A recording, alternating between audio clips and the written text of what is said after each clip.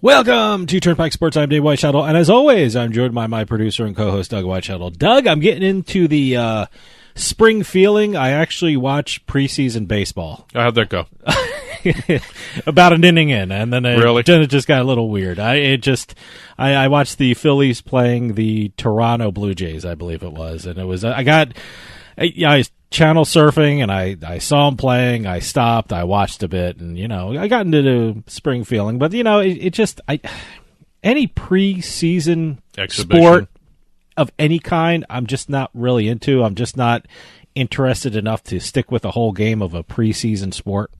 Well, for preseason anything, it's kind of hard to watch because they only play the starters for just a little bit, or the projected starters right now, because the starting lineups can change by the time the season's open, no matter whether it's baseball, hockey, football, whatever.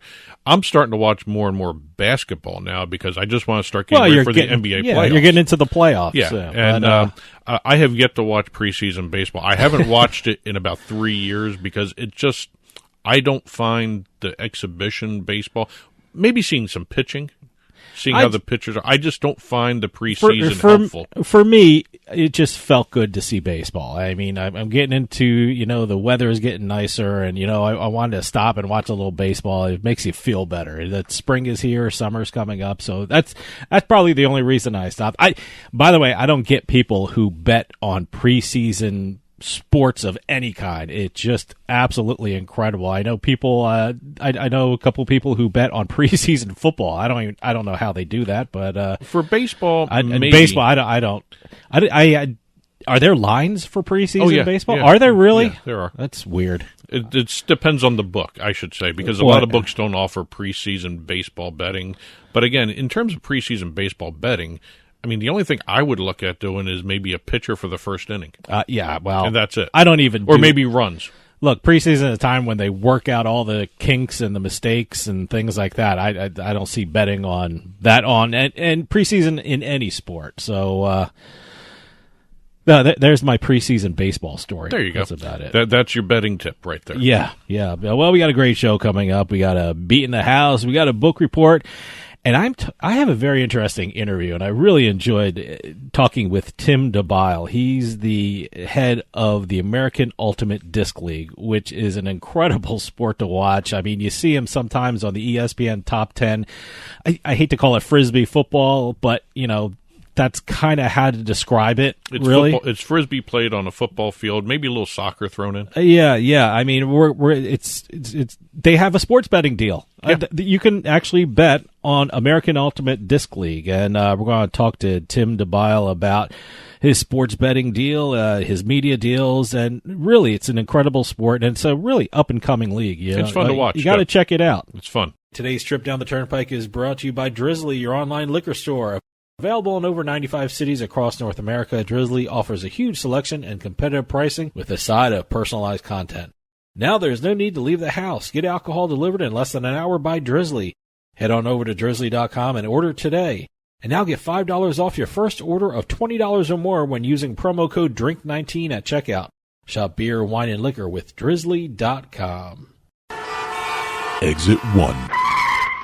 Today's Exit 1. Let me ask you a question. If you're running a sports bar, what do you do if you can't get a sports betting license?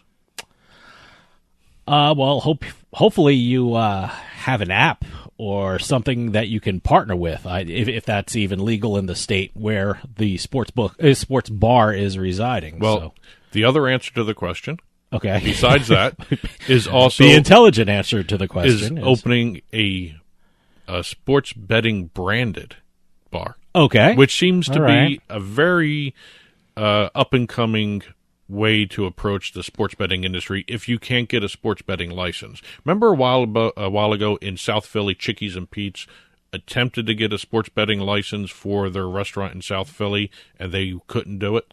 But they got one for Malvern. You know, there's a actual sports book. I think they partnered with Parks that they have the Chickies and Pete's in Malvern. They have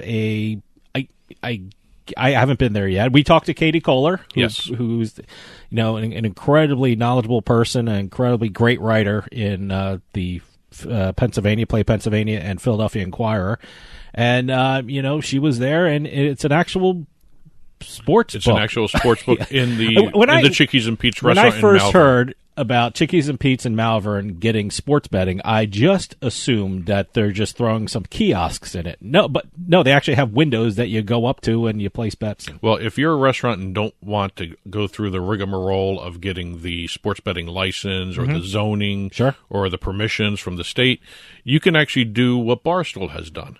Barstool has just recently, and Katie talked about this in her interview with you, the Barstool branded sports bar in Philly. Yeah, actually, Katie broke the story of the location where it was actually going to be in Philadelphia. So, and when we're talking about Chickies and Pete's and their sports book, Barstool was the place I would think that they would have a sports book in their sports bar. Well, they don't have the but the they do have an itself, app. The restaurant itself is basically a way to promote the app without having, or even the brand Barstool, the sports betting app, without having to open up a sports book themselves inside the bar. Now that's nothing really earth-shattering, because we've been seeing this happen a lot. We have the Sports and Social brand that's partnered with FanDuel, and when they're in the casinos, they have a sports book attached to them, the FanDuel sports book. Okay. PointsBet in Michigan opened a PointsBet branded sports bar in the Little Caesars Arena. And I remember when they first opened it, they have these little cute things like the Parlay Burger. Okay. And you build the burger, the burger's the first leg, and then your toppings are additional legs. We went to a sports book branded sports bar. I don't know why that's so tough for me to say there. The alliteration? But it was the Top Golf. It was the PointsBet bar in the Top Golf in Mount Laurel, New Jersey. Yes. I believe there's a couple of those. Yeah. And we've got more. And coming. Also, I don't know. Buffalo Wild Wings is doing. Well, something they have the sports. BetMGM channel. Okay, they have the channel going. Yeah, and where there is sports betting legal in the state where Buffalo Wild Wings is in, you can use the app. Use BetMGM app. BetMGM app. Yeah. But we've also got another book, a bar coming besides the Barstool Sports branded bar. Let me put it that way. We have Bankroll coming too, which is another Bankroll. Okay. It's another sports bar or a high end sports bar coming. That's not going to have a sports betting license, but it's going to build on the sports betting theme, and it's going to be there to encourage the sports betting industry to actually go to the bar, hang out, and bet. It's going to be catering to sports bettors. If you're in a state that has mobile sports betting, guess what? Every place is a sports book. I mean, it's ridiculous. You can stop at a service center in New Jersey and take out your phone and place bets. So that becomes a sports book. I just like the fact you really don't need, Well, I like the fact sports that books in sports bars. Because I disagree. I like the fact that you're getting bars promoting the sports betting lifestyle, I guess you could say it that way. I love the atmosphere. It's a way to go around. If you want to be involved in the sports betting industry without having to go through the license procedures to get a book, this is a way to do it, and it seems to be a trend going across the country. Look, there's no better place to watch a game than at a sports book. And let me tell you, whether you're betting or not, it's just the atmosphere is great. I mean, I go to a retail sports book, I watch the game, but I still bet on my phone. Because, I guess I'm lazy. I don't want to get up and walk to the window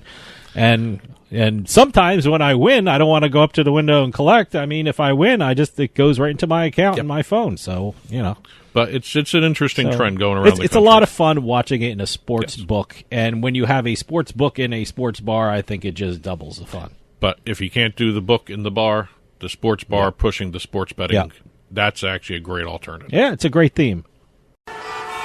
Exit 2. In today's esports exit, we're going to be talking about a brand new web series started by AE Studios, which is the content arm of Allied Esports. When you say web series, I mean, it's exactly what I just said. It's a TV series on the web. It's kind of like a dramatic scripted series? I don't know what you're talking about. No, it's a, think of a America's Got Talent type show. Okay. Or I should call it Streamers Got Talent. All right. Because what this show, called Elevated, aims to do is to increase the audience of streamers who are on the outer edges of the industry. Not a lot of people know about it. So this show is designed to give those types of streamers an opportunity to put their product in front of a larger audience. Their product, okay. Their stream. Oh, okay. All right. It's the way you got to refer to it, product. Okay. This isn't like a competition show. It is a competition show. It is a competition. Yes. I mean, are they actually playing esports against each other kind of thing? Or no? This is basically, like I just said, an America's Got Talent kind of thing. So who has the best esports show or stream or whatever it's called? During each episode, they're going to be split. Each episode of Elevated is going to be split up into 6 segments.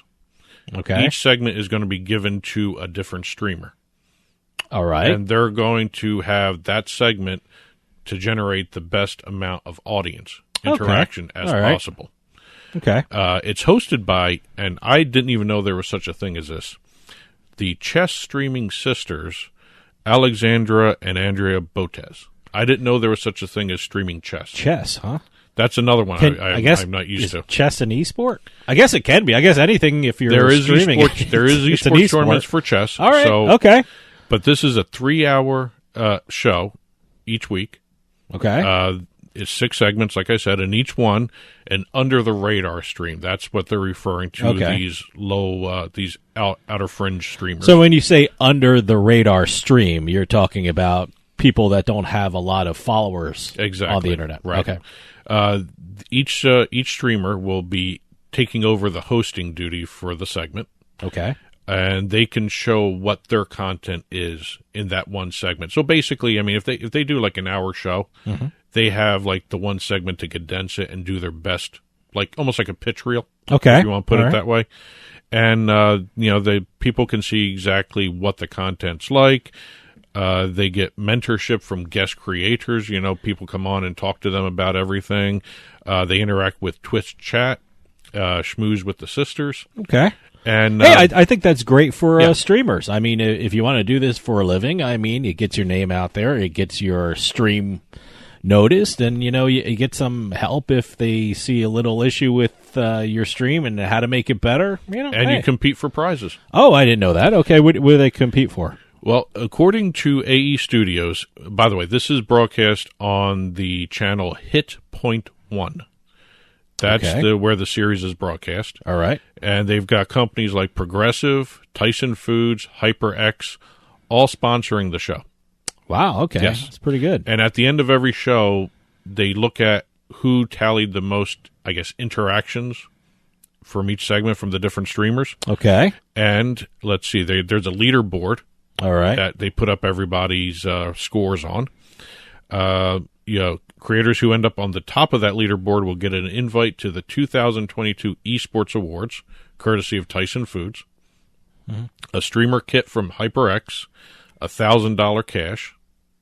So this is really a competition show for streamers. I would think the person who streams their segment first would have a definite advantage. I don't know. Certainly people will want to check out the show, and when they want to check out the show, they're going to give it the first 10, 15 minutes and check it out. So, I would guess the person who streams the first would have a definite advantage, wouldn't they? You would think. Honestly, with competition shows like this, it really depends upon what the content is. And also, even if you don't go first, Yeah. And even if you don't win, you may create enough of a buzz Sure, that virally sure. later No, absolutely. something may happen.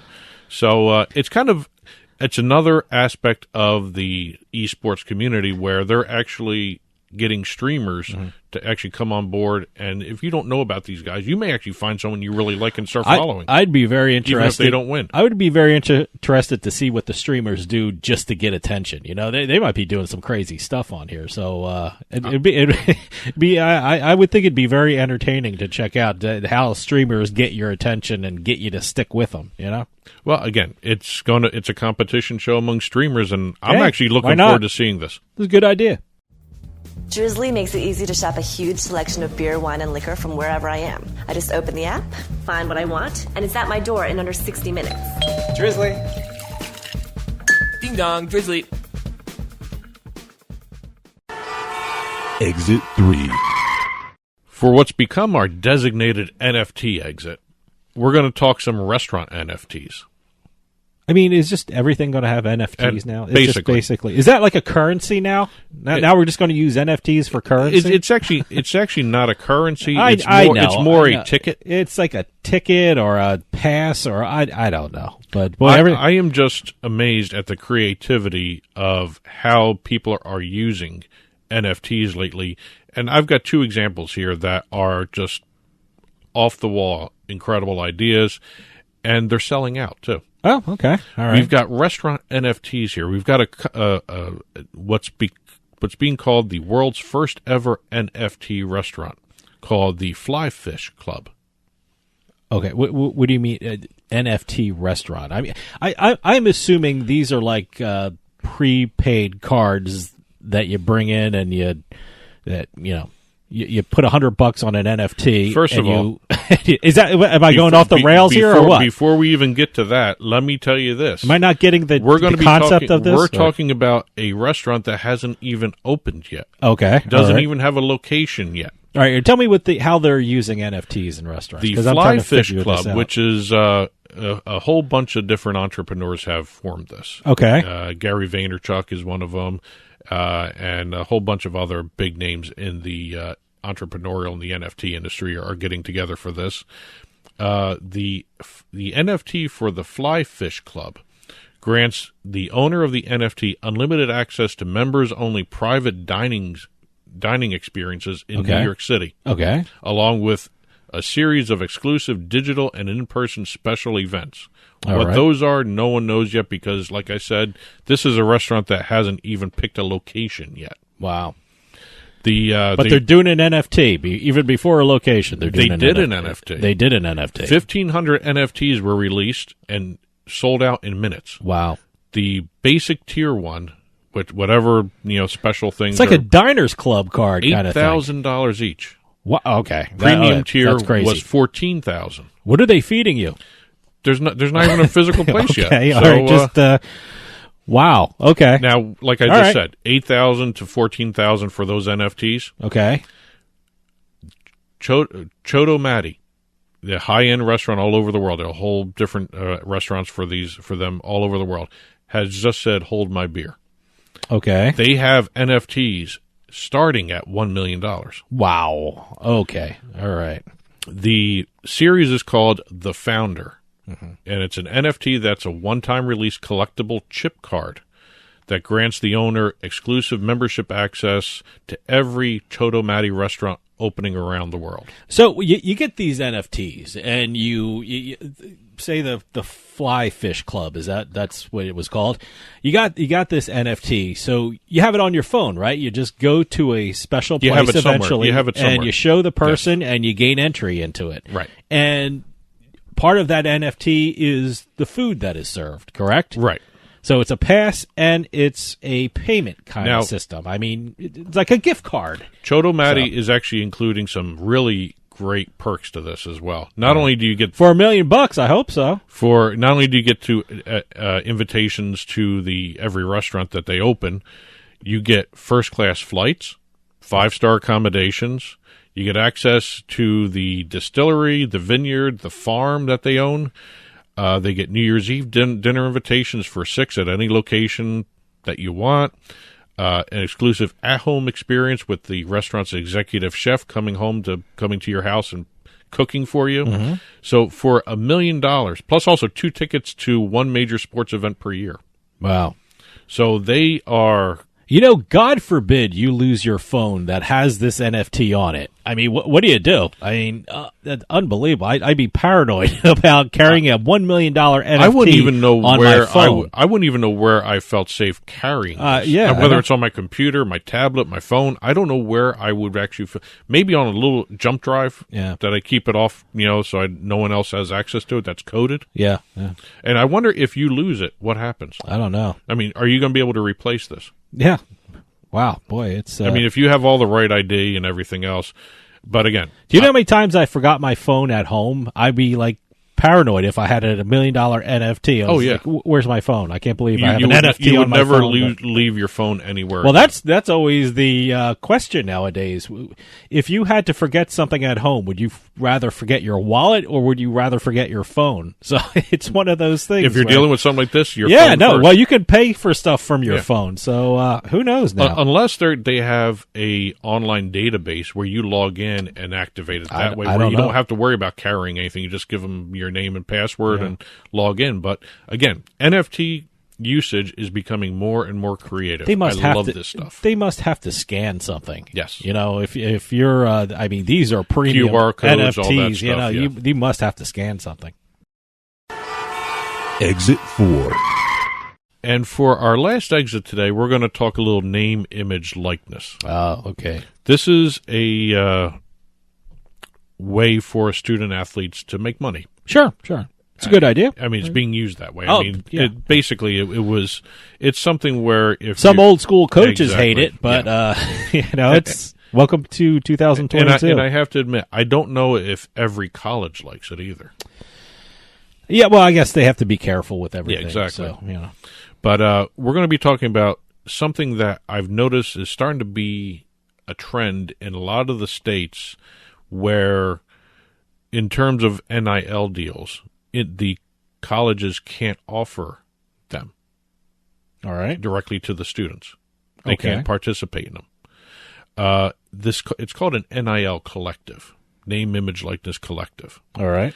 And this is a group of, I don't want to say boosters, but either for alumni, boosters, fans, whatever, getting together and forming these organizations. They're charity organizations. They fall under the charity law. Okay. And they go ahead and work with the student athletes. They take donations from other fans and boosters to help work out deals for the different athletes. Okay. Case in point, we've got 2 in Pennsylvania. All right. 2 specifically for Penn State. All right. In Pennsylvania, the law, let's see, let me just read this the right way here.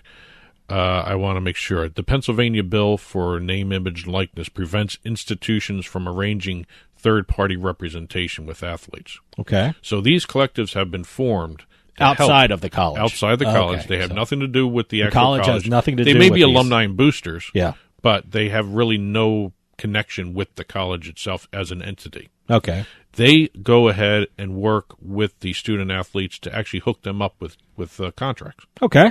All right. And 2 of them have actually been making some interesting news. One of them is called Success with Honor. It's formed by Todd Blackledge, okay, LeVar Arrington, all right, Michael Robinson, and Lisa Salters. Oh, okay, good.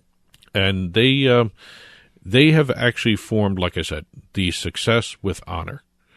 And there's another one coming down the road. It hasn't launched yet, called the Nittany Commonwealth. All right. Penn State Nittany Lions. Sure. And again, this is where, let's take Success with Honor. And this is an example of what's going on in states where these things are needed.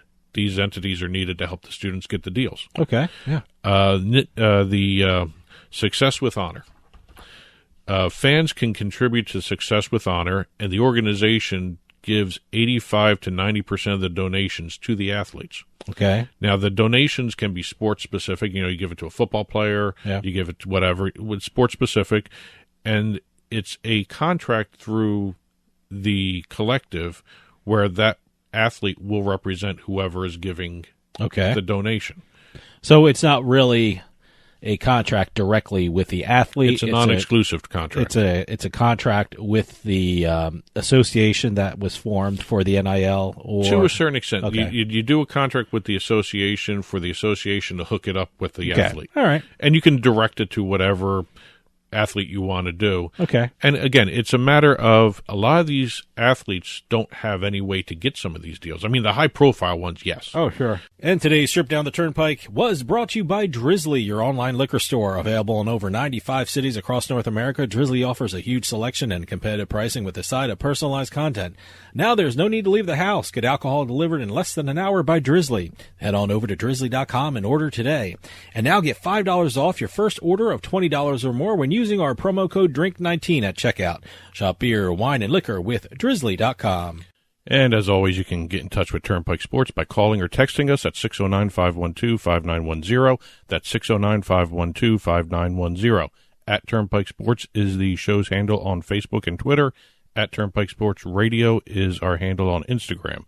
And as always, our email address is info@turnpikesportsradio.com. And don't forget, you can listen to the show via Spotify, Amazon Music, iTunes, radio.com mobile app, as well as Stitcher and YouTube. You can also watch us on your smart TV, Roku, Amazon Fire, Apple TV. Head on over to turnpikesports.net. You'll be able to watch our video channel there.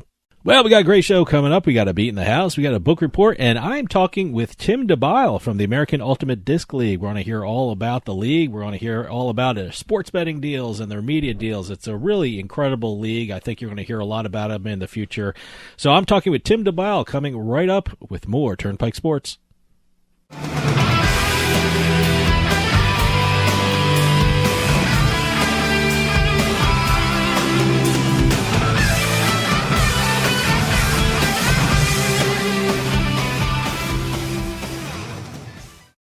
With some of the best promotions and offers in the sports betting market, PointsBet simply stands out. And now PointsBet is offering one of the best sign-up offers in the sports betting market today. New customers signing up with code BET21 receive 2 risk-free bets up to $2,000. Get up to $500 back if your first fixed odds bet loses, and up to $1,500 if your first points betting bet loses. That's code BET21 for 2 risk-free bets up to $2,000 at PointsBet. PointsBet, it pays to be fast. Must 20 years or older, injury to be set. Terms and conditions apply. Gambler.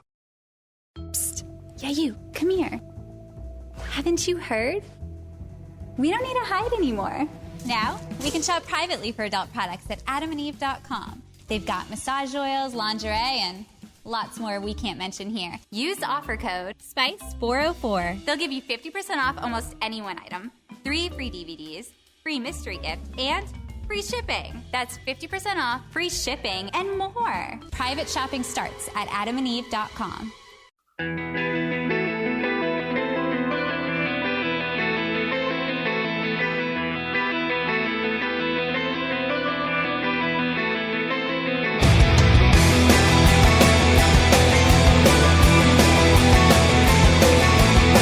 Welcome back to Turnpike Sports. Dave Weishottle with you here. I'm excited to talk to our next guest because he's part of a league that I think you're going to hear a lot about in the future. Tim Debyl is the co-founder and CEO of the American Ultimate Disc League. Not only is this sport incredibly fun to watch, but they have done deals in the sports and media industry that I think their fans are really going to love.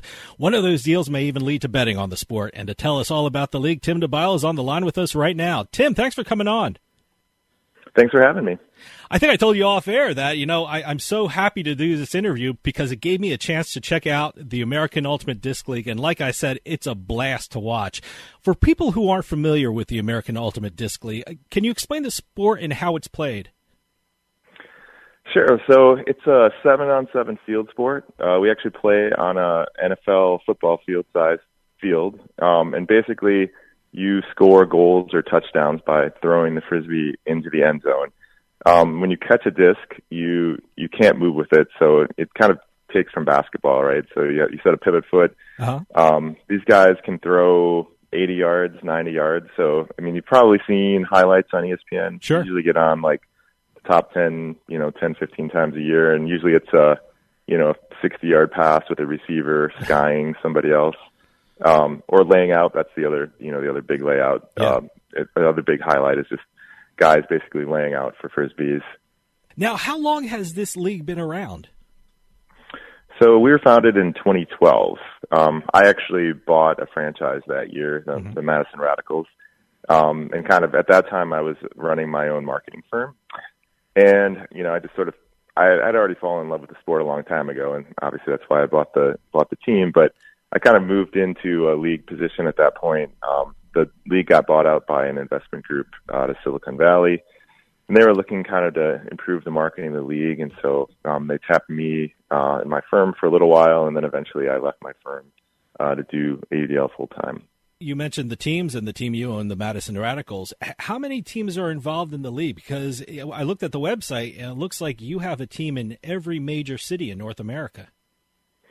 Yeah, it's pretty close. So we've expanded to 25 teams this year. We added Denver, Portland, and Salt Lake City, which was kind of the missing hole, that kind of Middle West area of the country. We have 3 teams in Canada, Ottawa, Montreal, and Toronto. So yeah, we basically cover, all of North America. We're split into 4 divisions, and, each division sends a representative to our championship weekends, which is, Final Four style, which I think is appropriate to mention today. We really like that format where we get all 4 teams for a weekend, and we play semifinals on Friday night and then championship game on Saturday night. Now, the first thing I did when I saw the team was pick out my local team. Since I'm in New Jersey, about a half hour outside of Philadelphia, I've been checking out the Philadelphia Phoenix on the internet, and I certainly want to check them out live. And I'm certainly going to circle the calendar when the Madison Radicals play Philadelphia Phoenix. So I'll definitely check that one out. But tell me about the season. How long is it, and where can people buy tickets if they want to go see a live game? Because I definitely want to check this out live. Yeah, so the season starts the last week of April, so April 30th is our opener. It runs all the way through August. You can actually catch games on FS2 this year on Saturday nights. Our championship game will be live on FS2, and then we'll get a replay on FS1, so we're pretty excited about the relationship with Fox. You can find out about tickets at AUDL.com, which is kind of our main site, and from there you can kind of check out each individual team site and go from there. But tickets are really inexpensive. I mean, one of our goals when we started the league is to kind of create a professional sport that is affordable for families, and obviously we're new. So, you can find tickets from $10 to $25 depending on what market you're in. Now, you mentioned before, everyone in their life has probably thrown a Frisbee, but it's incredible how good these players are and how far and how accurate they can throw a disc. Where do the teams find their players? I'm sure a lot of people out there are saying, boy, I'd love to try something like this, or I'd love to try and do this. How can aspiring players possibly play for the league? Well, I mean, depending on what city you're in, like I'll take Madison, which is a booming ultimate team. I mean, we have middle school teams. Every high school team has a team. The high school nearest me, where my wife teaches, had 200 kids try out for their high school team, which was more than any other sport. You can play in college. So college, there's like a whole college club season that happens. It's run by USAU Ultimate. There's, depending again what city you're in, like Philadelphia, for instance, has a huge city league. And then there's club, which is, again, run by USAU, that you can create your own team and play in. And then, we basically draw from all those places. We get, in Madison particularly, where I am, there's a really good college team. So most of the players that I get come from that college scene. But, we have guys who started playing as adults, who are incredible athletes who, pick up the sport. There's former college football players in the league, particularly a couple D-backs. That kind of makes sense. Kind of a wide receiver, a D-back makes a lot of sense for the sport. But the skill of throwing takes a long time to master. So, these guys who play in college, I mean, they're throwing every single day for 4 years to get to where they are. So that's usually the toughest part. I had a former Wisconsin Badger wide receiver come out for the team a couple of years ago, and it took him a long time to figure out how to throw a Frisbee, and so he never really, got to the level to play in a lot of our games. So, I mean, it's, we're drawing a lot of people from a lot of different places right now, and it is a really fun sport. And if you play basketball or football, it really resonates with you because a lot of the footwork and everything is really similar. As you said, you're sometimes featured on ESPN's top 10 plays, which goes to show how athletic your players actually are. Is that what's attracting the audience? The game is simple, but it's really nonstop action. It's a lot of fun to watch. Yeah, I mean, I think that's one of the things that when we started the league in 2012, is we really tried to like get rid of anything that slowed the game down. And so time between points is 45 seconds. So if you come to a game or you're watching on TV, you basically get action almost the entire time. So it plays a lot like soccer. So there's an opening pull, which is like a kickoff, and basically that point continues until a team scores. There's no breaks or anything. And then once a team scores, both teams have 45 seconds to get their 7 players on the line before the next kickoff. So it's really fast paced. It's great for TV. It's great for in person. There's a lot of goals. Our average games run around like 20 points for each team. So, a 21-19 score is going to be a pretty average score. So, you get to see a lot of goals. It's pretty non-contact. So, people aren't wearing helmets or anything. There's no tackling, but, there's a little physicality a lot of times in the air. So, if you throw a 60, 70-yard pass and you've got a, offensive player and a defensive player, you're going to see a nice, something like you'd see in football where 2 guys go up and one of them tries to bring it down, but it's, non-contact. So I think a lot of people like that part of it as far as playing it. I think athletes like that as well. It kind of extends the career of the players. I mean, you can play the sport for a long time. That's why you see a lot of adults picking it up. There's a lot of adult leagues kind of in certain cities. So it kind of depends on where you are. Really big on East and West Coast, and then sort of the Midwest, it's gotten big in the last 10 years. And South is still, that's all football, right? It's hard, hard to break in down there, but there's definitely pockets where there's a lot of players. One of the things that all sports league had to deal with over the past couple of years, and a lot of sports leagues are still dealing with it in the New York City area, is the pandemic and things like that, how they deal with COVID. How did the American Ultimate Disc League deal with COVID, and what effect did it have on the league, and how did it come through the pandemic? Yeah, well, we took off one full season because we happened to kind of be right in the heart of it. So we were starting in April. This would have been 2020. And so we weren't able to get a season off. We thought about doing a bubble at the end of the summer, but we decided that it wasn't the best thing for the league. In 2021, we managed to get every player in the league vaccinated, which was, I think, a pretty amazing feat. And we pulled off a great season in 2021. And that was our first season on Fox. We had previously been on ESPN3 and then Stadium Sports, which was our first kind of live linear. And then last year, the deal with Fox, which extends for another couple of years. Now, one of the biggest sports stories nowadays is sports betting. But the first step in sports betting is compiling the data for the public. And recently you just did a data deal with L Sports Data and UniX Technology. Tell me about those deals and what it means for the fans of Ultimate Disc League. Yeah, so we were really forward thinking on this. When we started the league in 2012, we had some Silicon Valley investors. So they talked a lot about tech right off the get-go. So we started taking stats on an iPad, I think in 2016, and basically created our own stat server that's like a cloud-based stat server.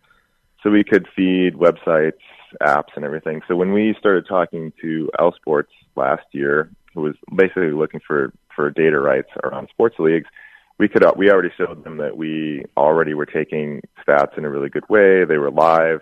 We had an API for them to use. So it was sort of a no-brainer for them. They were looking for a way to get more into the U.S. market. They're mostly Asia and European right now. And so basically that was one leg of it. And the other leg was we also had a deal last year with DraftKings, which was awesome. So they were doing a Friday night Frisbee game for free on their YouTube channel.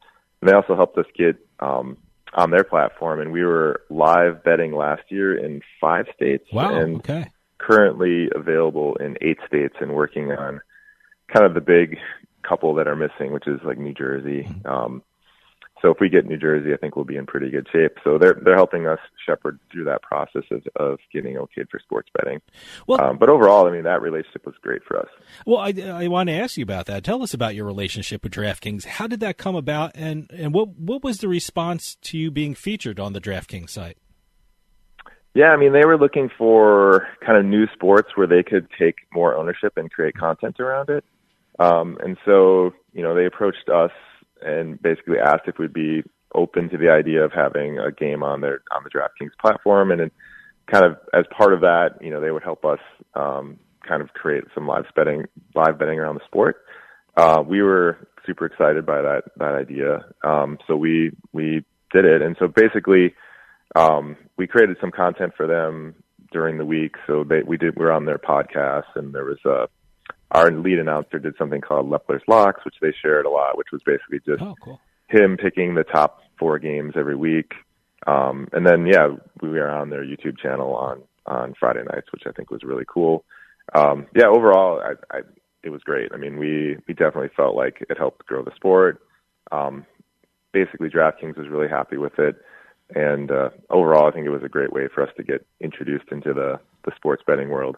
It's a really fun sport to bet on, I think, because the games are really close, and there's just a lot of scoring. We didn't do sort of in-game betting yet. We're working on that for 2023, but that's where I think it gets really interesting, because you could imagine you're watching this game, and every time there is a kickoff, there's going to be a score, and usually that score takes anywhere from like 30 seconds to a couple minutes, depending on how many turnovers there are.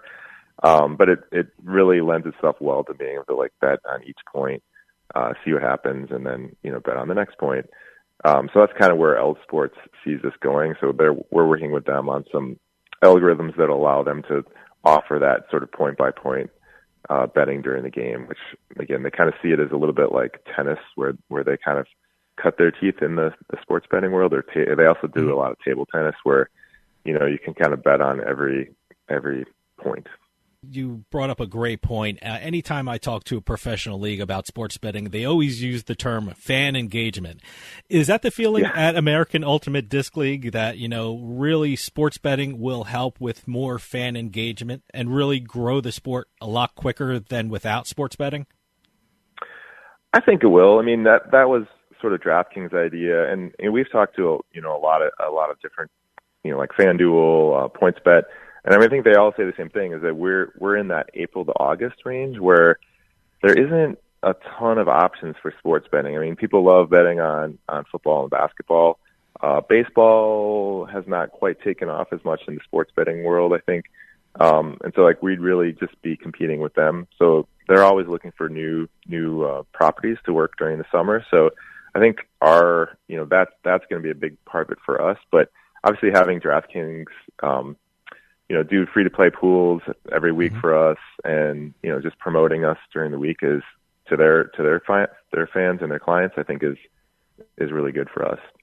You said there is already betting on the sport in certain states, but when it comes to sports betting, does the league have a time frame when sports betting could be possible in all the states that you have teams in? I mean, what is your plan moving forward when it comes to sports betting and in other states? Yeah, I mean, we're working on all the states where it's legal. So obviously here in Wisconsin, we don't have that opportunity, but Illinois and Michigan both have legalized sports betting, so we're working on those states. Indiana, so it really is right now still state by state on what you can and can't do. So, we'll keep working on it. Obviously, you can bet on any team if you're in one of the states where it's legal. I'm sitting here in New Jersey, and I can't wait for it to come to New Jersey. And it's one of those, interesting things. It's one of the challenges for any league going from state to state and trying to work out the regulations and the process to betting on your team. Is it more challenging when you're not one of the big four leagues? I mean, you're not the NFL, you're not MLB. Do you find that you're explaining your sport to the regulators, and that's part of the challenge in getting it into one of the states for sports betting? Absolutely. I think if we didn't have, the sort of support from the legal, from DraftKings, at least as far as helping us shepherd our way through this process, I think we would really be far behind. So I think, again, they have that experience. They've worked with all the big leagues. And so, I mean, from our end, that was probably the best part of our relationship with them last year, was just learning about how we actually get through this process. And I think it makes regulators, I think, a lot more likely to do something if they see that someone like DraftKings trusts that we have all of our ducks in a row and that we know what we're doing. Another thing that's happening with the American Ultimate Disc League is that you announced recently that you have a video game coming out that could be available to your fans very soon. Tell us something about that project. How did that come about, and what can fans expect from the game? Yeah, so basically during COVID, so this would have been, the beginning of 2020, we knew we had that season off, so we felt like we really wanted to make sure that we were doing something to move the league forward. So at that point, we actually created a sub business called LPX, which is I'm the CEO of as well, and raised money on separate from the AUDL in order to build a video game. I think we're probably the first pro league that's tried to create its own video game. Wow. So we own it 100%. We license so technically that LPX is a subsidiary of AUDL, but we licensed all the NIL of all our players and teams from the AUDL and raised the money separately. And we're now 2 years into development, and we're looking to launch that later this summer. It'll come out on Steam first, which is a PC only platform. But then, the goal is to get to Switch, PlayStation, and Xbox later this year. So we're pretty excited about it. It's obviously like, I would call it, Madden from mid 2000s. It's the first iteration of a sports game. First time anyone's built Ultimate for a console, I think. And so, I'm really excited about it. It'll include all of our players. It'll include, season mode. You can create your own team. You can create your own players. So, we want it to be as close to what other pro sports have for a title as we can. Obviously, we don't have the same money that NFL and EA have, but in today's world, you can build a pretty good game. We raised $1 million so far. We probably need to raise a little bit more to finish the game off, but feel pretty good about where it's at right now.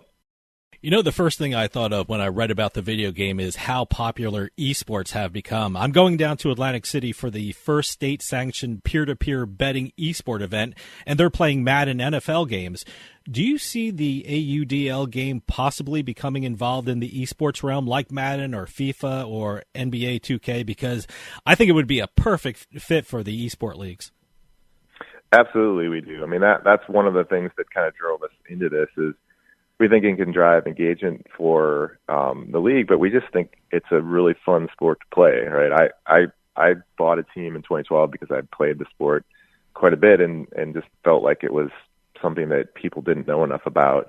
And I think the video game is going to be pretty similar. It's pretty unique that you find a new field sport, like you kind of have football and soccer, that, you haven't seen anything really new. Lacrosse, obviously, and rugby are trying to do the same thing we are, is to get to that next level. But sure. I think the unique ability to kind of throw a Frisbee anywhere on the field and kind of have that air battle between two players is going to be really fun in a video game. And I think, we'll see a lot more people playing it, and we would love to get into the esports realm with it too. Obviously, we needed to get it to be pretty popular before we get there, but I think on our end, we're going to try to own a lot of that stuff right from the get-go and build our own tournaments and do all those things that maybe other leagues haven't done. I don't think the NFL and Madden really work too much together. I think NBA 2K does work with the NBA quite a bit, as all the NBA teams have their own esports team, or at least a lot of them do. A big topic in the sports world nowadays is the name, image, and likeness deals that are happening right now. When it comes to these NIL deals, what is the policy of the American Ultimate Disc League when it comes to these deals and its players? Well, right now the main stuff we're doing is we're actually licensing. So this is through our subsidiary LPX. We're licensing all the NIL, so players, teams, everything, and we're trying to monetize that through this separate arm. And obviously we're trying to do that to get money back into players' hands. And so we've kind of taken the stance that this is going to be a big deal in the short term and the long term, and we want to make sure that we're kind of at the forefront and that we're doing the work on behalf of players and the league in order to figure out how to monetize these things and make sure that players are getting their fair share of it. So I think by trying to take a lot of this stuff on ourselves, it's a unique way to do it, and something that a lot of the other leagues haven't done. They've just sold, out rights to different things. Mm-hmm. We just felt like by keeping it all sort of in-house that we might, have a better chance of being successful at it and keeping things fair for all of our players, coaches, and teams.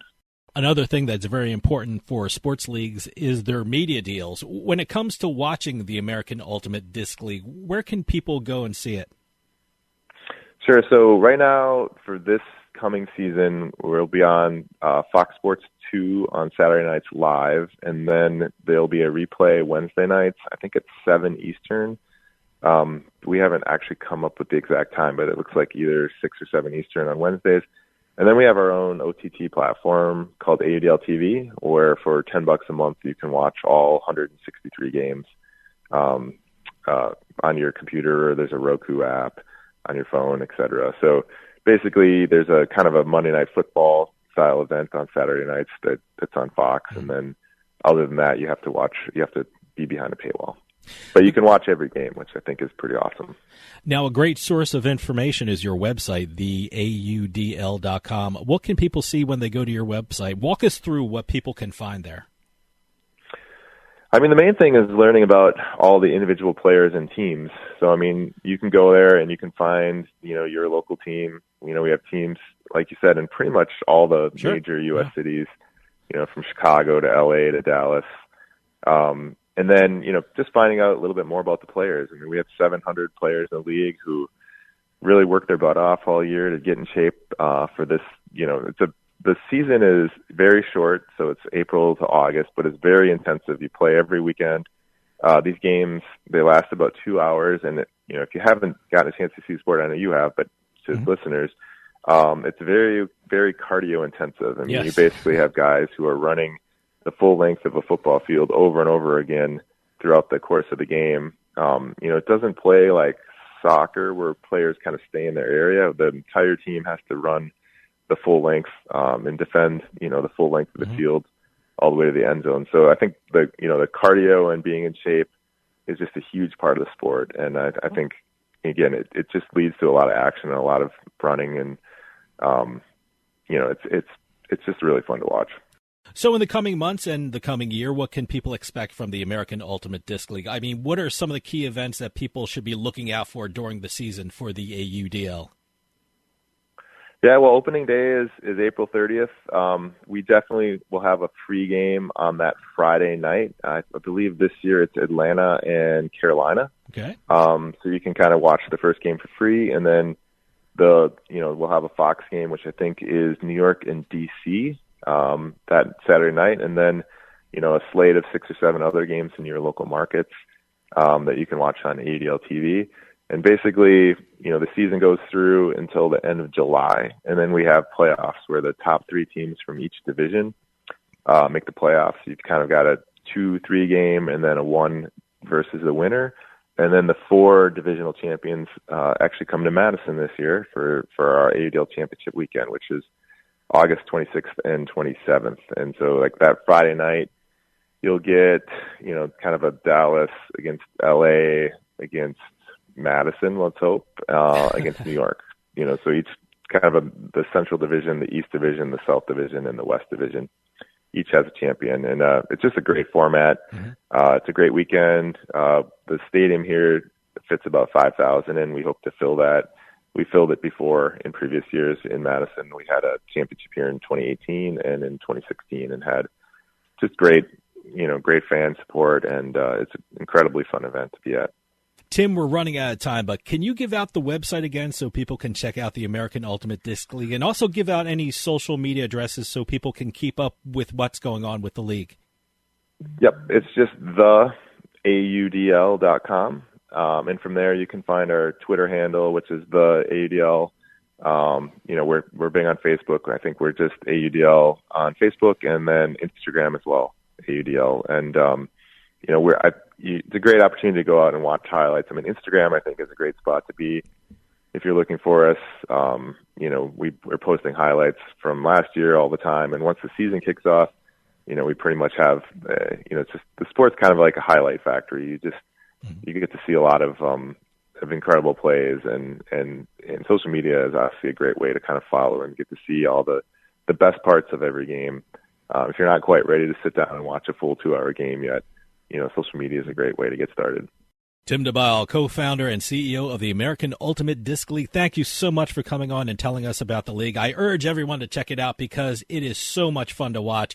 I think we're going to hear a lot about the AUDL in the near future, so please come back and keep us updated about what's going on in the league. Thanks so much for your time. Yeah, thanks for having me. Stick around. We'll be right back with more Turnpike Sports.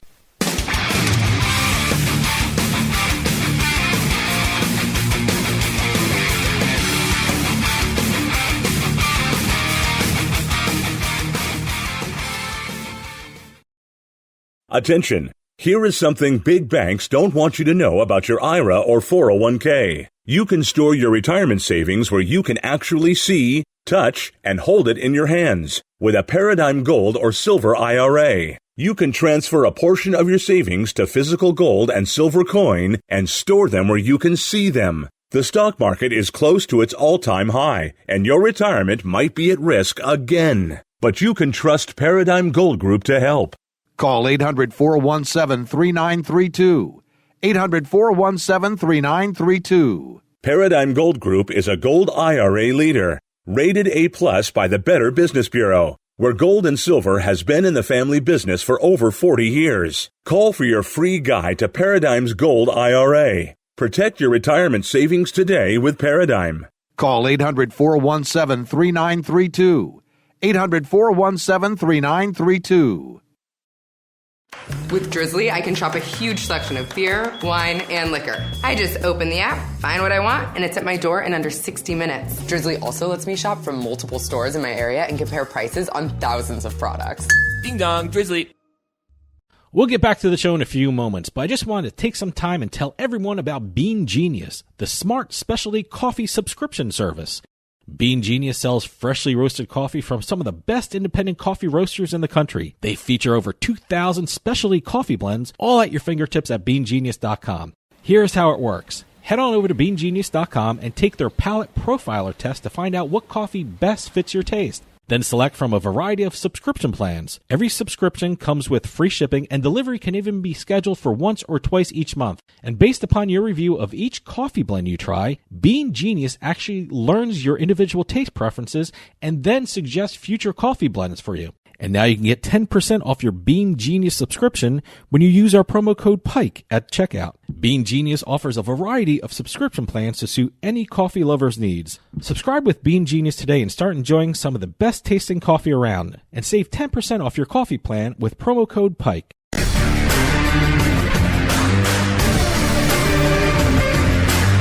It's a casino. People gotta win sometimes.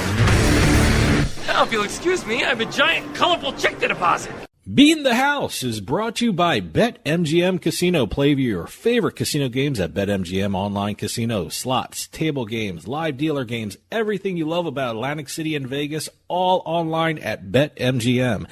Don't wait. Join in the fun now. Go to BetMGM Casino, create an account using our promo code Turnpike, and become a verified player. New players get $25 free when signing up, plus a first deposit bonus up to $1,000. That's promo code Turnpike at BetMGM.com for a 100% deposit match up to $1,000 plus $25 free. Grab a lion's share of the fun at BetMGM.com. Must be 21 years or older to place a bet. Terms and conditions apply. Gambling problem? Call 1-800-GAMBLER. And welcome to this week's edition of Beatin the House, where we're going to be talking about a few casino wins, slots, Pai Gow poker seems to be a recurring theme all of a sudden. Every week is Pai Gow poker? But again, the segment's designed to talk about all the different jackpots, to talk about the winners. I know we had a very unique one last week where we had the two guys winning a jackpot, which led to their arrest. Yeah. If you didn't catch that one, that's a very interesting Was that story. last Go back week? and listen to it. Yeah. All my weeks are like blending into one another. But we're going to be going through a lot of the jackpots that happen around the country, around the world even. We've got a whole bunch of different slot, table games, what have you. We received the press releases from the different casino properties. Please keep them coming in. info@turnpikesportsradio.com. We actually learn about the games as we're talking about them, because some of these slot machines, some of these table games, the side bets, we're always learning more and more about this. And this week we've even got a couple sports bets to talk about. We were in Atlantic City the other day, and, I was walking through the gaming floor, and I was like, hey, we talked about that slot machine. We talked about that slot machine. So, it's an education for me, because I get to hear about slot machines that are out and new and things like that, and actually paying off. And we have a very different Beatin the House this week, because these are all brick-and-mortar jackpots. Oh, okay. No online, huh? We have online sports bets. Oh, okay. And also an in-person sports bet, too. But we have most of the casino jackpots are all brick-and-mortar. All right. And we're going to start off with a record. The MGM National Harbor over in Maryland has given out their largest jackpot ever. Okay. A poker player. All right, good. Identified as John C.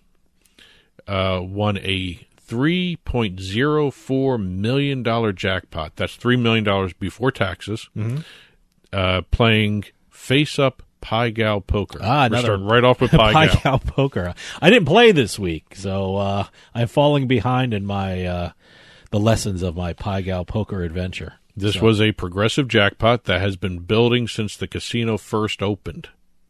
Wow, okay. Yeah, this has been building and building up. and building. No one has won this because they had set such a unique hand. A 7-card straight flush of hearts.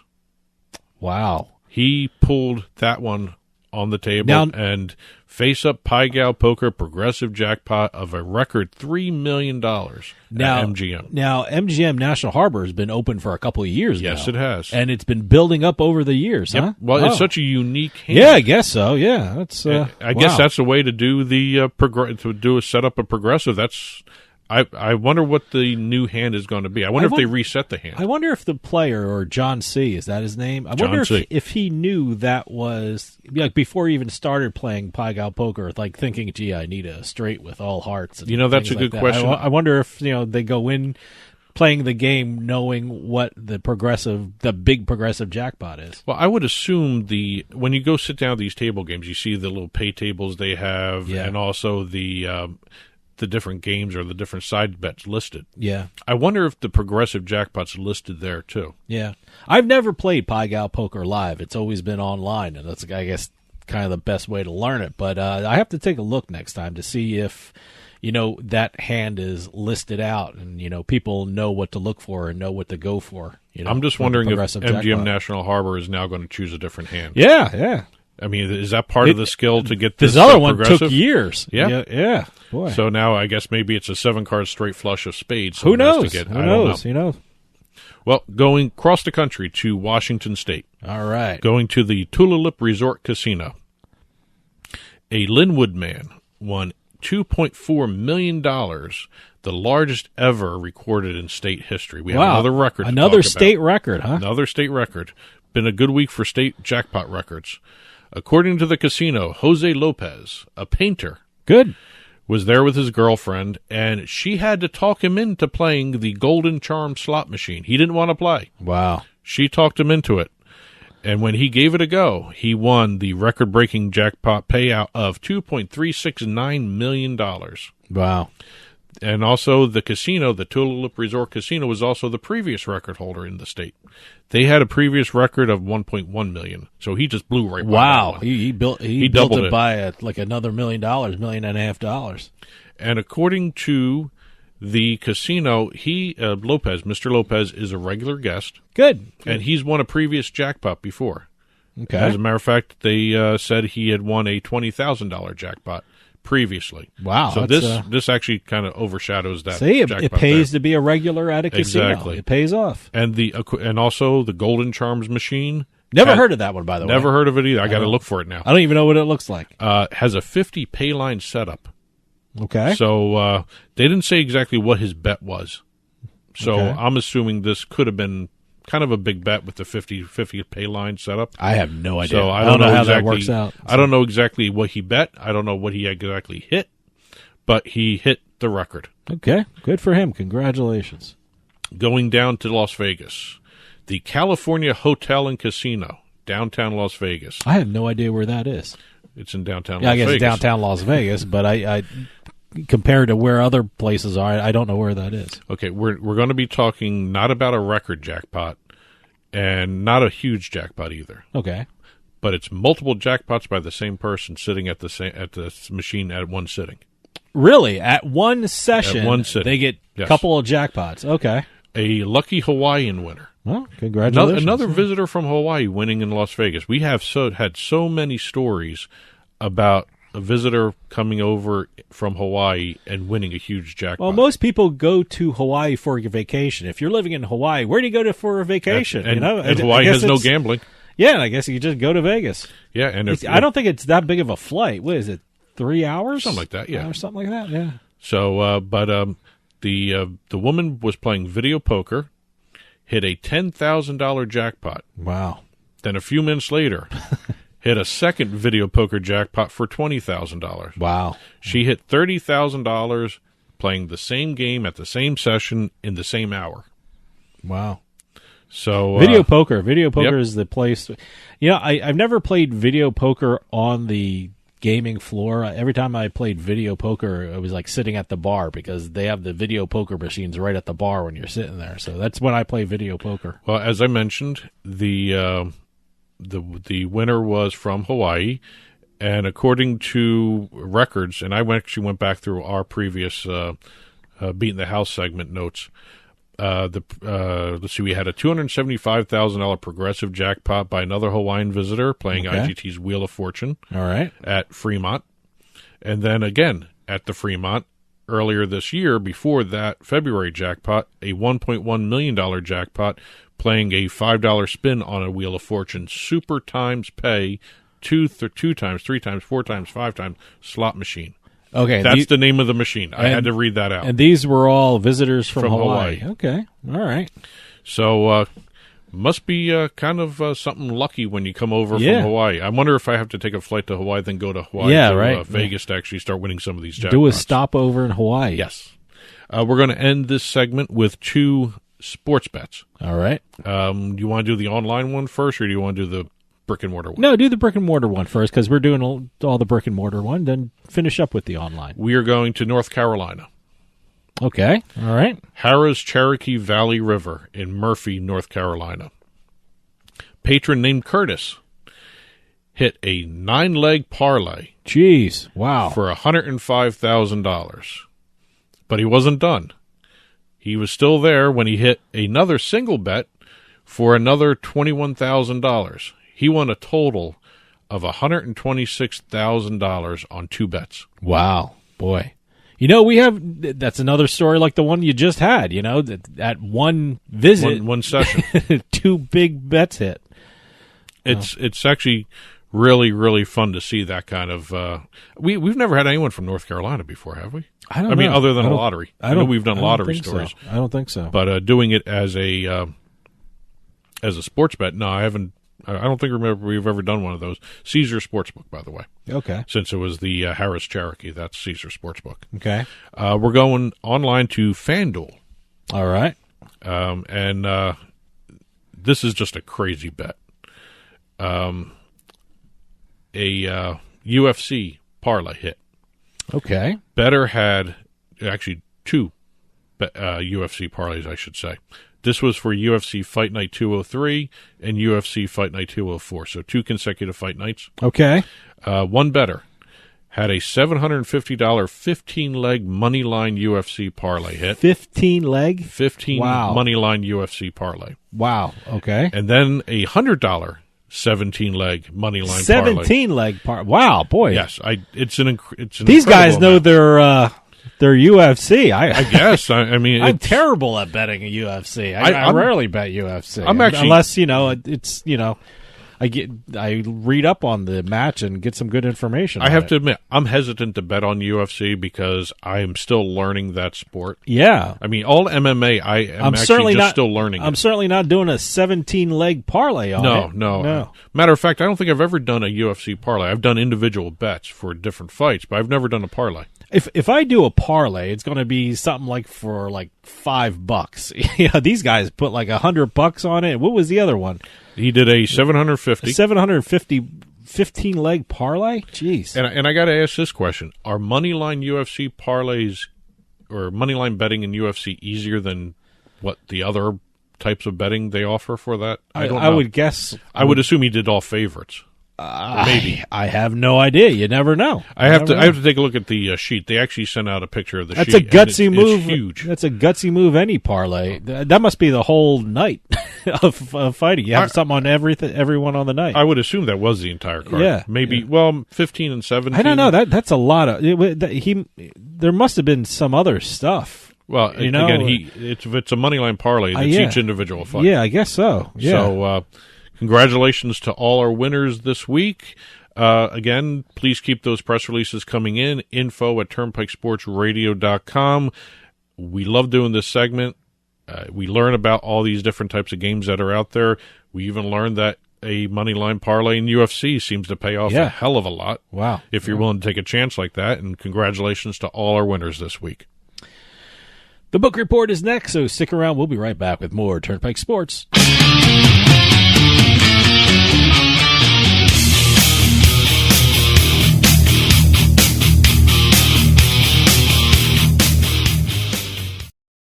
The IRS is the most powerful collection agency in the world. I couldn't sleep. We were being audited. They do not give up until you pay. They put a lien on my house. How about you? Do you owe back taxes? Call Tax Solutions now and get some help. For a limited time, the IRS offers a tax forgiveness program called the Fresh Start Initiative. Our team can make it easier for you to pay back taxes, avoid tax liens, and get a fresh start. Sometimes you just need a second chance. I call Tax Solutions now, and they got the IRS off my back. At Tax Solutions Now, our affiliates are all accredited by the Better Business Bureau and members of the National Association of Tax Professionals. We saved our home and overcame the most powerful collection agency in the world. Time is running out. Call Tax Solutions now. Call 800-299-1132. 800-299-1132. 800-299-1132. 800-299-1132.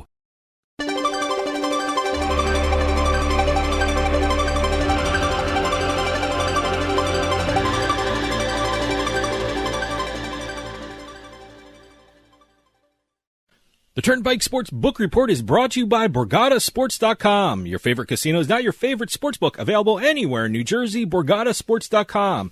Sign up at BorgataSports.com using our promo code PIKE, that's P-I-K-E. Make your first wager of $20 or more and you'll get $100 in free bets. That's $100 in free bets when your first wager on Borgata Sports is $20 or more.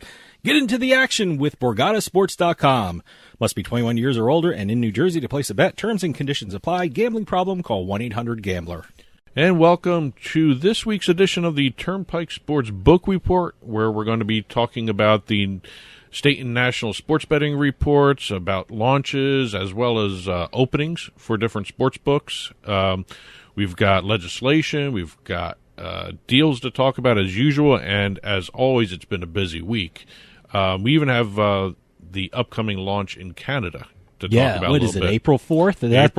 Is that the magic date? Exactly. But before we get to Canada, we're going to talk a little bit about the United States, and we're going to start with the American Gaming Association is reporting that right now there are 12 of the remaining 17 states that have not have operational sports betting industries going. 12 now have live legislation in their states that are moving forward to actually launch sports betting. So, according to the American Gaming Association, what's the official numbers? We have how many states that don't have sports betting? 5. Oh no, how many states that don't have legislation? Sports betting? You're talking about actually that just don't have sports betting. 17. 17 states. 12 have active legislation. Okay. There are 5 remaining that have no live legislation moving forward. They just have no plans whatsoever. No, they don't really What care. are the 5? Did they list the 5? Yeah, 2 are expected. Utah, Texas. Okay. That's kind of expected. Vermont. Okay. Even though Vermont did, I think it was not last year, but the year before, did commission a study on sports betting. Let me tell you something. Vermont is surrounded by sports betting states. Well, except for Maine. I think. We're going to be talking about Maine. Okay, Maine is getting a little closer, but you just Vermont, did a little foreshadowing there. Okay. We're going to talk about Maine in a little bit. All right. The other 2 states, Idaho and Hawaii. Okay. So those 5 states have no active legislation going and have through. no plans in the foreseeable future. Hawaii last year, towards the end of the last legislative session, had 6 bills. Yeah. And none of them went through. I always thought Hawaii would be the greatest place for casino resorts. I mean, it's a vacation area anyway, and I think Hawaii would thrive with casino and resorts and things like that. So. Well, they've got a ton. Who knew? I don't know. They've got a ton of golf courses and other types of resorts there. I think they're happy with that.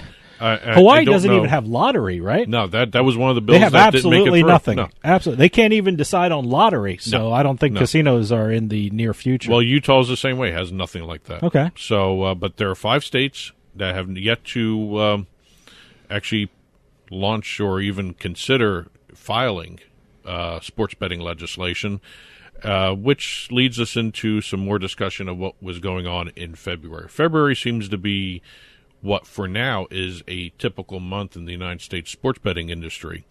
February had what became the 6th, let me get the number, 6th consecutive month the national handle has topped $5 billion. Yeah.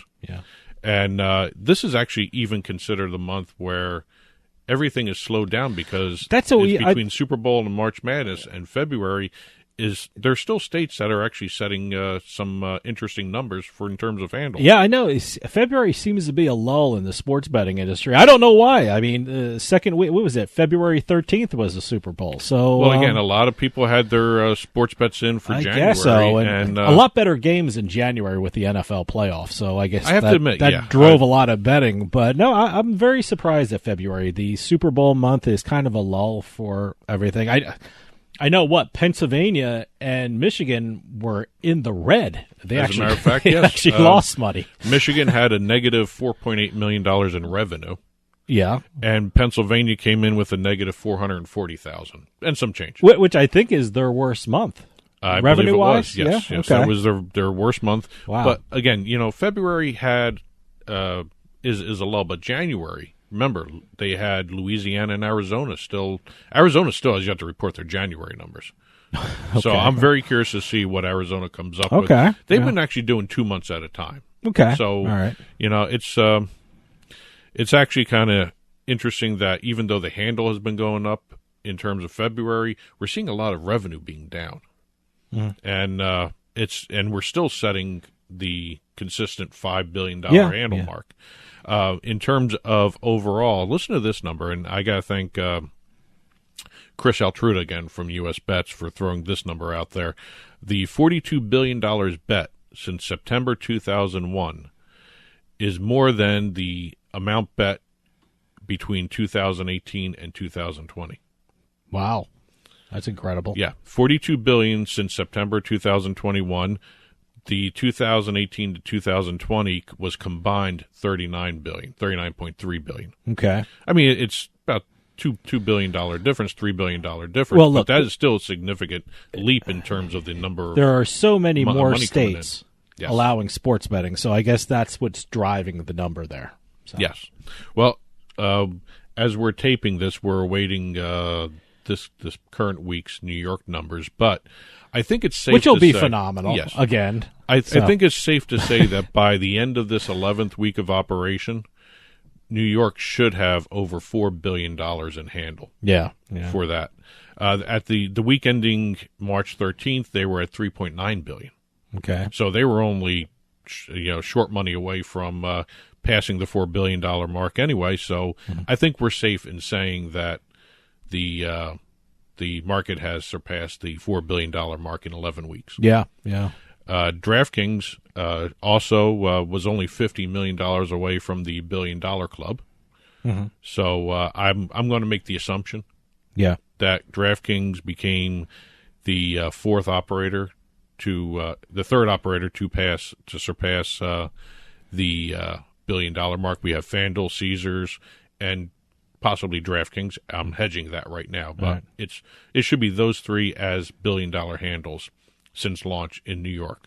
New York is an interesting state. I'm sure you're aware the decision came down making fantasy sports legal, and everyone's like thinking, they're still litigating fantasy sports in New York. I mean, the same operators are taking sports bets, and they're still litigating fantasy sports. So, but a big case came down, and New York's highest court said, fantasy sports game of skill, and it's legal now. So, just wanted to throw that in. I found it incredible that they're still talking about fantasy sports being legal or illegal in New York. It does affect two of the operators in New York, Sure. DraftKings and FanDuel. Sure. And I think overall bottom line, the ruling is going to help them. Yes. They're going to have more and more business coming in. Of course it's going to help I think also it's going to ripple down through the other states that are having the same kind of question. Yeah, well, I think it's just incredible that they're still talking about the legality of fantasy sports, and the same operators are legal sports betting book operators in New York. So I think it's, I got to be honest with you. When I saw the ruling, I just remember, this case is still going on. I forgot all about it. So okay. I honestly think we may see it continue to go on for a while. I mean, you're Well, going to not- see not something. New York, Not but, New York, but I'm so- talking about that argument back and forth. Before we get away with the we started off this segment here with the American Gaming Association. I'm going to at least announce this one, the USFL. Yes. Constantly in the news now.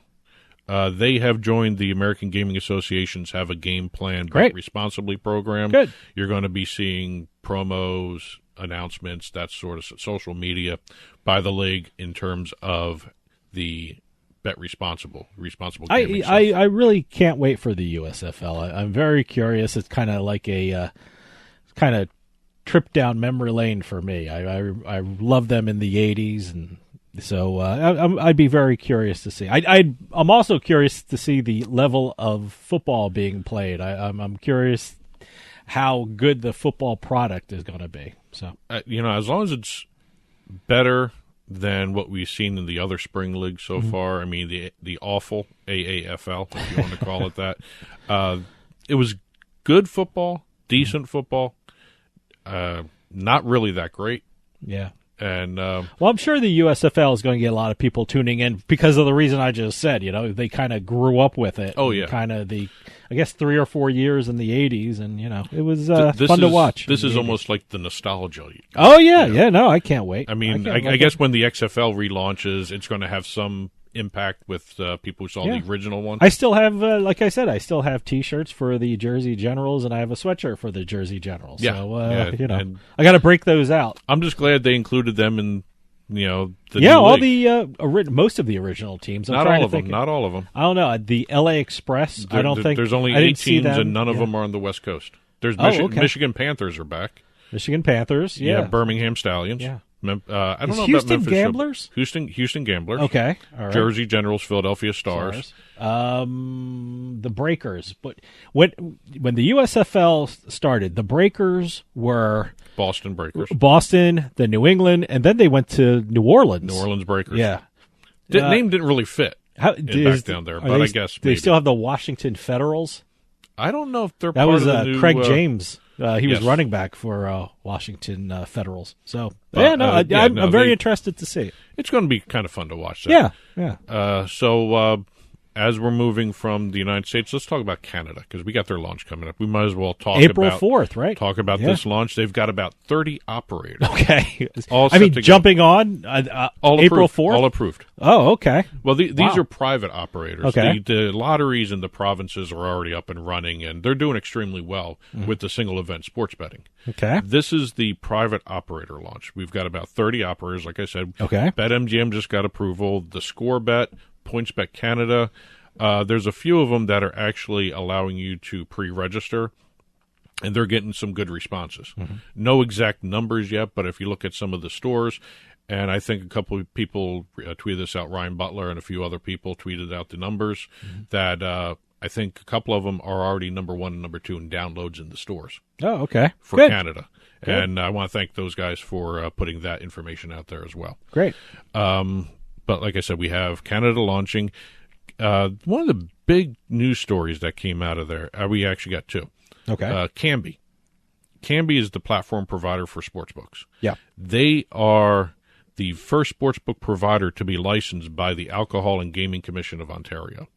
Good. They are the Good. first provider, so that's a brand new category that was given permission to launch on April 4th.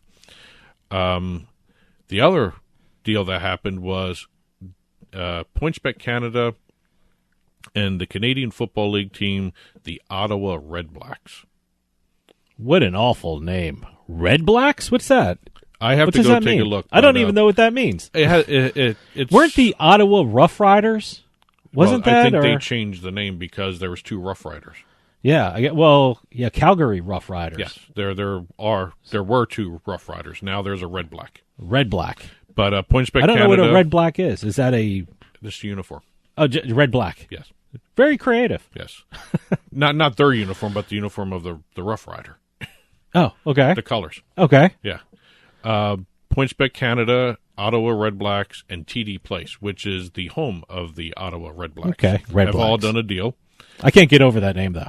Oh, no. Why didn't they just do a contest so the fans can rename it and figure out the best name? They did. I don't know Blacks. how the CFL did this. They looked down at their shirt and they said Red Blacks. I guess. Okay. But they are going to. You're going to be seeing PointsBet Canada logos all over the Red Black jerseys. Okay. You're going to see PointsBet Canada all over the TD Place stadium where they play.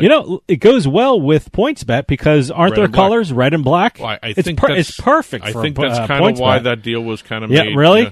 I mean, I don't want to speak for PointsBet, but if it's a perfect color match, they don't have to change their logos. They're not going to. They're actually going to. We picked the team because of the color. Blend in. Yeah. Okay. So their patches are going to look great if they're going to have patches on them. So and also they're going to be the presenting sponsor of one of the lounges. Okay. In TD, I don't want to call it TD Park, TD Place. TD Place. That's their stadium. All right. So we got some interesting deals coming up. I'm very curious to see this launch on April 4th because it almost sounds like it's going to be a shotgun launch. Yeah. Everyone's just going to hit the ground running. Mm-hmm. And it'll be fun to see exactly where the industry goes with the private operators. I think Ontario is probably going to be the center of everything for the entire country there. Yeah, no, April 4th is going to be crazy. It's going to be a great day in Canada. But the Red Blacks are the very first CFL team to do a sports betting deal. Okay. So a little history made for that, history made for Kambi. Good luck, Canada. It's going to be fun. Yep. Going back into the United States, DraftKings had a whole bunch of announcements regarding sportsbook openings. Okay. Just go through some of these right here. DraftKings opened a temporary sportsbook at Hollywood Casino, Baton Rouge. All right. Permanent book is expected to open in 2023. The reason they didn't do a permanent book right now is the casino is being moved on land. It's a riverboat casino. Oh, it's a riverboat. Okay. They're doing a land facility. Okay, that's good. And this announcement comes 2 years after they announced that deal. Yeah, I've never been on a riverboat casino. I wonder. They don't really go in the river anymore. They're just docked. Oh, they're just docked? They're docked. Okay. They're docked. So they're actually moving it into a land-based facility. Also, DraftKings announced that they will unveil a new 6,000 square foot state-of-the-art permanent retail book at the DraftKings at Casino Queen site. All right. That was one where they actually rebranded the casino. The casino just used to be called Casino Queen. Okay. Now it's DraftKings at Casino Queen. DraftKings has their name on a casino. Yeah, that's important. Which is pretty cool. Yep. And some updates in terms of the retail book in Chicago. DraftKings retail book is now under construction at Wrigley Field. Okay. It's going to be... Now, is it going to be outside of the stadium, or can you get to it when you're inside the stadium? Well, according to the restrictions imposed by the league, there will not be direct access to the stadium. Okay. All right. But it will be a 3-story structure. Wow. I mean, will it be connected, or it can't be connected? Or it's connected to the stadium. You just can't get into it if Right. you're inside the Right. stadium. They're going to have a modern, here's the description, a modern state-of-the-art sportsbook facility with a rooftop open deck area. Oh, that's nice. But no direct access into the stadium itself. It's 3 stories, right? And they Yes. have I wonder if you can actually see the game. You know? I would assume that's I know, the reason for the open deck that'd be rooftop pretty cool. area, because they're not allowed to get into the stadium from the... Interesting. So, okay. that may be a little way they got around. We don't know that access. for sure, No, but that would be interesting to see. I mean, if you can watch the game, I know the big thing in Chicago is they have those the apartments and across the street, and that seem like you can see into the stadium. I wonder if the sportsbook will have that. We'll see, I guess. Well, again, they should keep us in suspense. This will be open, they're hoping, by the 2023 season. Okay. And the reason they didn't start construction just yet, they had just received a couple of months ago permission from the Chicago City Council that allowed them to do this, because they had to get it was a historic landmark situation. Sure. Yeah. So they had to wait for that ruling to come through. Now, we had talked that's earlier. That's going to be a fun sports book to visit. Yes. I'd say, especially on game day. Oh, it's going to be great. See, I'm going to be torn. Do I want to go to Wrigley Field, or I want to go to the sports book now? See, I'm definitely going to want to go to Well, Wrigley look, in New York, they have legislation where they want to put like sports books in Yankee Stadium and Citi Field. And I think they're going to take a look at how Chicago handles it and see what the situation in Chicago, and maybe that might, kind of move the legislation along in New York. Hey, New York is already looking to expand the online sports betting market already. Yeah, so absolutely. They're looking for 3 casinos in the Manhattan area, and they just raised the license price for those. Yeah. They're now looking at $1 billion license to get a Manhattan casino. So and they just decided on fantasy sports. How about that, Yeah. New York? I'm waiting to see a fantasy sports bar. That's interesting. Because you got sports betting bars. That's an interesting concept. I don't know. I mean, it's a way for DraftKings and FanDuel to even get additional revenue, because sometimes sports bettors and fantasy sports, I know they overlap constantly. Sure. But I wonder if there's a chance for a fantasy sports betting themed bar. Well, that'd be interesting. We had talked about Massachusetts or Vermont being surrounded by sports betting at the top of the show here. One piece of legislation I just want to hit before we move on to some of the deals. In Maine. Okay, Maine, yeah, you said you were going to bring that up. There's a new sports betting bill that's making its way through the legislature. It's a compromise bill. Okay. Because a while ago it was released that the governor's office had a sports betting bill that was going to focus on giving, basically a monopoly on mobile sports betting and the sports betting industry to the tribes. Okay. The Wabanakis. Okay. To be specific here. There's a compromise bill that is going to give the tribe exclusive rights to the mobile sports gambling market in the state. Okay. As well as giving Maine's 2 casinos, both owned by out-of-state companies, an opportunity to get into the sports betting market as well. Under the terms of the bill, you've got the Oxford Casino up in Oxford, Maine. They would get on-site sports gambling. All right. Retail only? Retail and mobile. Oh, okay, retail and mobile. Hollywood Casino sports gambling would be located at its raceway. Okay. The way it's going to be split up, the tribes will get 50% of the revenue. The sports betting operator would get 40%. Mm-hmm. And then the state would get 10%. Oh, okay. Sounds like a good compromise. Anyone mad about that? Yeah, a lot of people. Okay. Yeah. Right. There's opposition. All right. Well, as usual. There's always opposition. It's New England. There's opposition to sports betting everywhere.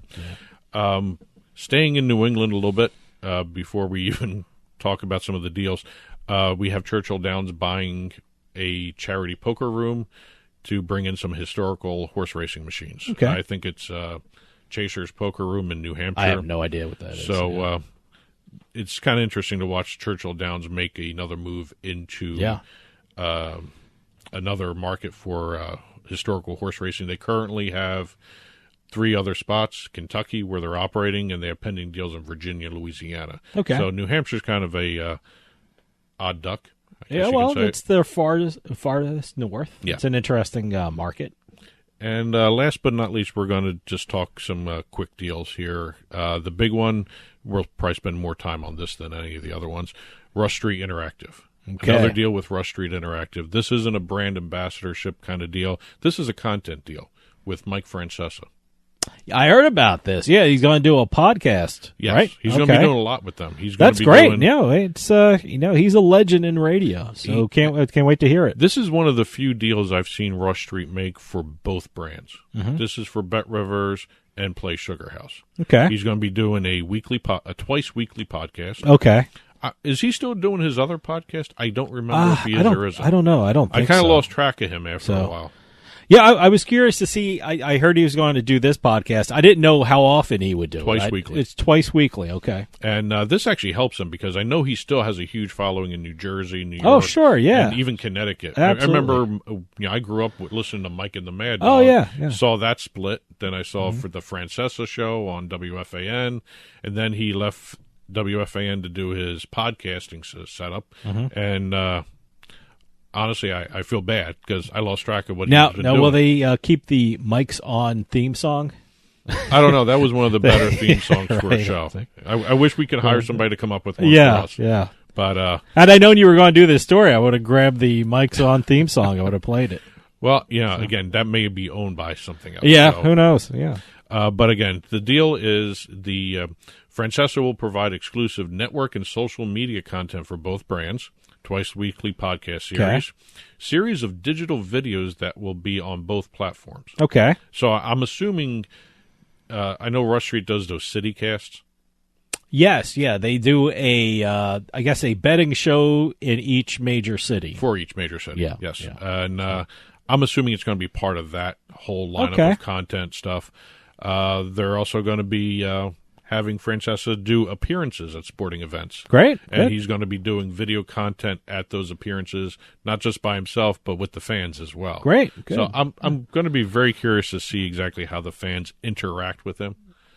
Oh no, I can't wait. He's a guy who we grew up with and listening to on the radio. So and anytime he's on the radio, I'll give him a listen because he's got such a distinctive voice. Yeah. And some of his opinions are very interesting in terms of especially the Giants and the Jets. He's a big horse racing guy. I think he owns horses. Yes. Yeah. Yes, he does. Yes, he does. Yeah. Last deal for the day. Potawatomi Hotel and Casino announced a multi-year partnership with the Milwaukee Brewers. Okay. Deal will see the Potawatomi become the exclusive casino partner of the Brewers. There's going to be a Potawatomi branded entrance at the right field side of American Family Field.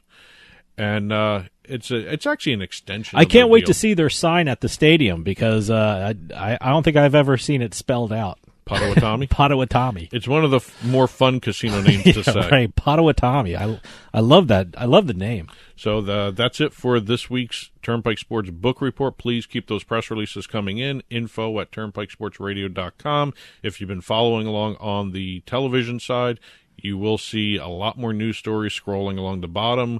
We've even got the print version coming out after this show publishes. Head on over to turnpikesportsradio.com and click on the blog button, and you'll see a full-blown print version of the book report covering the stories we just talked about, as well as stories we didn't have time to talk about in the half hour or so that we do this segment.